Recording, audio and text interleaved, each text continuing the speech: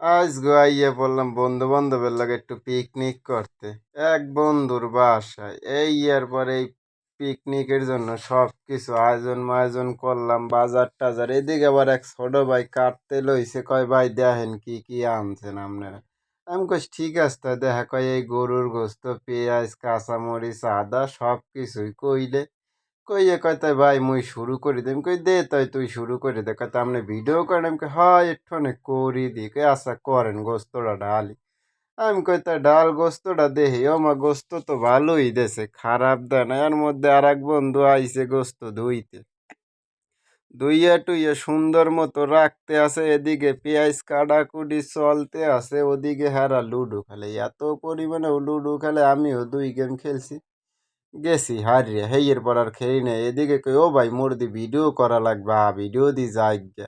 এই কই আবার আইছে ভিডিও করতে। আইয়ে দেই গোস্ত মস্ত ধুইয়ে টুইয়ে রেডি রাখছে। ওদিকে কইলাম কি রে, তোরা হলি গোস্তই রানবি, পোলাও টোলাও রানবি না?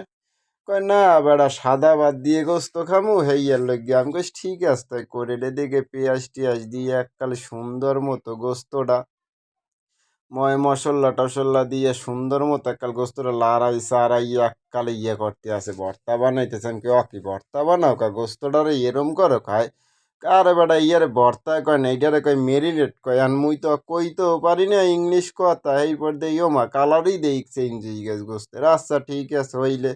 এইবার দিলে চুলাই বই, এখন দেই খালি উঠতে। আমি কয় কি ওর মধ্যে পানি টেনি দিবি না নাকি তুই ভাজা করবি? কয় না আবার এটার সেদ্ধ করতে আসি, এখন উসলামু, উসলানের পর পানি দিব।